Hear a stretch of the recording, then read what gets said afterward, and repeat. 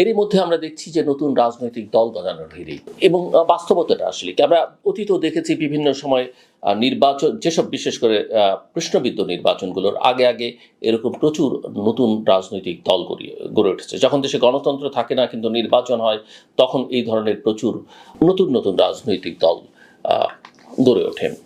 গত ৮ মাসে প্রায় ২৬টি নতুন রাজনৈতিক দল বা প্ল্যাটফর্ম আত্মপ্রকাশ করেছে। আমি এর আগেও আপনাদের এটা বলেছি। নিউক্লিয়াস পার্টি, নাম শুনুন, জাতীয় নাগরিক পার্টি, আমরা অত্যন্ত পরিচিত এই মুহূর্তে, বাংলাদেশ জাগ্রত পার্টি, বাংলাদেশ জনতা পার্টি, আম জনতা পার্টি ইত্যাদি।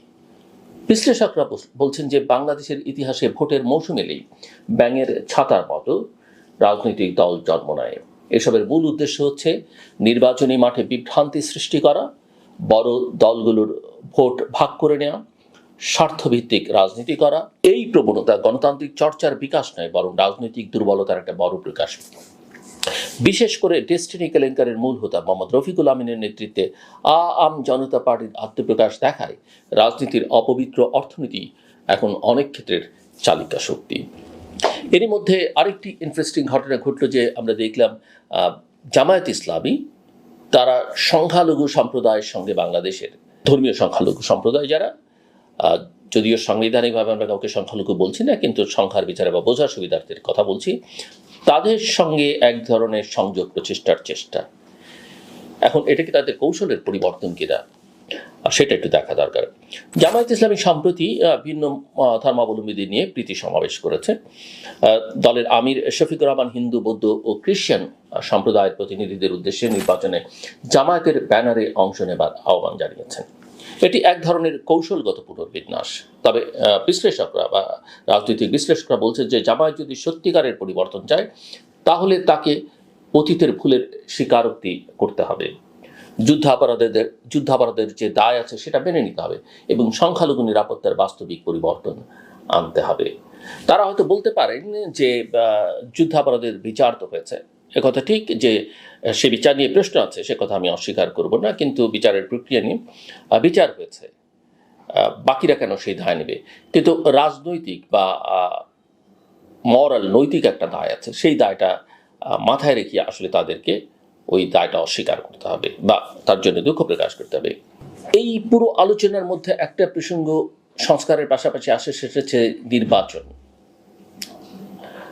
নির্বাচন ছাড়া কি চলবে? অন্য কোনো পথ আছে নাকি সংস্কারটাই আসলে আগে দরকার? এই যেমন ধরেন জামায়াত ইসলামের কথা আমি বলছিলাম, তারা এনসিপি, তারা শেখ হাসিনার আওয়ামী লীগের বিচার, আওয়ামী লীগকে নিষিদ্ধ করা, এগুলো করে নির্বাচন চায়। আগে সংস্কার করতে হবে। ভালো কথা, সংস্কার আমরা সবাই চাই, কিন্তু সংস্কারের প্রক্রিয়া কি সেটা আমাদের একটু বোঝা দরকার।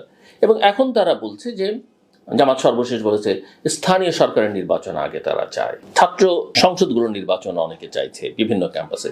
এগুলো আসলে এক ধরনের রাজনৈতিক ক্ষমতাকে নিরঙ্কুশ করবার প্রয়াস ছাড়া আর কিছু নয়। এর মধ্যে গণতন্ত্রের কোনো আকাঙ্ক্ষা আছে বলে অন্তত আমার কাছে মনে হয় না।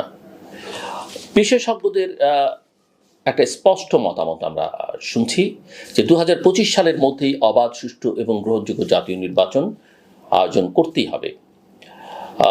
অনেক চিন্তাবিদরাই বলছেন যে দীর্ঘ সময় অন্তর্বর্তী সরকার টিকে থাকলে দেশে স্থিতিশীলতা আসবে না। অনেকে বিদেশি শক্তির কথা বলছে। অভ্যন্তরীণ বিশৃঙ্খলা এবং আন্তর্জাতিক চাপ বাড়বে, জনগণের স্বপ্ন ভেঙে পড়বে। বিশ্বের বর্তমান ভূ রাজনীতিতে বাংলাদেশ একটি গুরুত্বপূর্ণ অবস্থানে রয়েছে। তাই দ্রুত গণতান্ত্রিক উত্তরণ না হলে আঞ্চলিক এবং আন্তর্জাতিকভাবে বাংলাদেশের অবস্থান অনেক দুর্বল হয়ে পড়বে। বাংলাদেশের জনগণ 2024 সালের গণ অভ্যুত্থানের মাধ্যমে যে স্বপ্ন দেখেছিল তা ছিল দুর্নীতিমুক্ত, ন্যায়ের ভিত্তিতে পরিচালিত, জবাবদিহিমূলক একটি রাষ্ট্র ব্যবস্থা। অন্তর্বর্তী সরকার গঠনের সময় মানুষের আশা ছিল অতীতের ব্যর্থতা এবং স্বৈরতন্ত্রের অবসান ঘটিয়ে নতুন বাংলাদেশ গড়া সম্ভব হবে। কিন্তু মাত্র 8 মাসের মাথায় দেখা যাচ্ছে সেই সরকারের ভেতরেই অনিয়ম, দুর্নীতি এবং ক্ষমতার অপব্যবহার এবং রাজনৈতিক বিভাজনের চিহ্ন স্পষ্ট হয়ে উঠেছে। একদিকে অন্তর্বর্তী সরকারের কিছু উপদেষ্টার সহকারীদের বিরুদ্ধে দুর্নীতির অভিযোগ, অন্যদিকে নতুন নতুন দলের ব্যাঙের ছাতার মতো গজিয়ে ওঠার প্রবণতা। এসব বাংলাদেশের রাজনৈতিক সংস্কৃতির পুরনো ব্যাথেরই ধারাবাহিকতা মনে করিয়ে দেয়। এমনকি উপদেষ্টাদের কোনো উপদেষ্টাদের অভিভাবক বা তাদের বাবাদের ক্রিয়াকর্ম নিয়েও কিন্তু আলোচনা চলছে। কেন অন্তর্বর্তী সরকারের সংকট এত দ্রুত তৈরি হলো, এই প্রশ্ন কেউ তুলছেন। বলা যেতে পারে অভিজ্ঞতার ঘাটতি, অন্তর্বর্তী সরকারের অনেক উপদেষ্টা এবং কর্মকর্তা প্রশাসনিক এবং রাজনৈতিক অভিজ্ঞতায় দুর্বল, ফলে নীতি নির্ধারণী কাজগুলোতে সমন্বয়ের অভাব পরিলক্ষিত হচ্ছে। ক্ষমতার মোহ, যারা রাজপথে পরিবর্তনের জন্য লড়েছিলেন, ক্ষমতার স্বাদ পেয়ে অনেকেই নিজেদের ব্যক্তি স্বার্থকেই প্রাধান্য দিচ্ছেন। নিরপেক্ষতা বজায় রাখতে ব্যর্থতা, সরকার এবং সংস্থাগুলো যেমন দুদক নিরপেক্ষতার বদলে পক্ষপাতদুষ্ট আচরণ করছে, যা দুর্নীতি এবং অনিয়মকে প্রশ্রয় দিচ্ছে। বিচ্ছিন্ন রাজনৈতিক নেতৃত্ব, ছাত্র আন্দোলন থেকে আসা তরুণ নেতারা রাজনৈতিক বাস্তবতার কঠিন পরীক্ষায় নিজেদের সংগঠিত এবং দূরদর্শীভাবে পরিচালনা করতে ব্যর্থ হয়েছেন। এখন প্রশ্ন, উত্তরণ কিভাবে সম্ভব?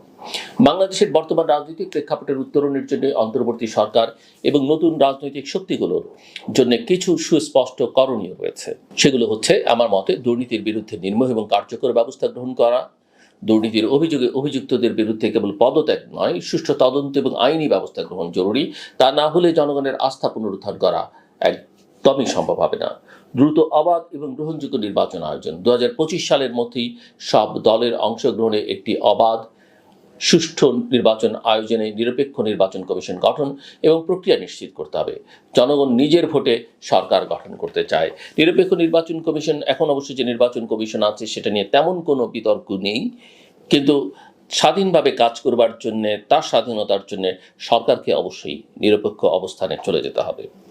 রাজনৈতিক দলগুলোর দায়িত্বশীল আচরণ, নতুন দল গজানোর প্রবণতার মধ্যেও যেসব দল জনগণের স্বার্থে কাজ করতে চায় তাদের আদর্শিক ভিত্তি মজবুত করতে হবে।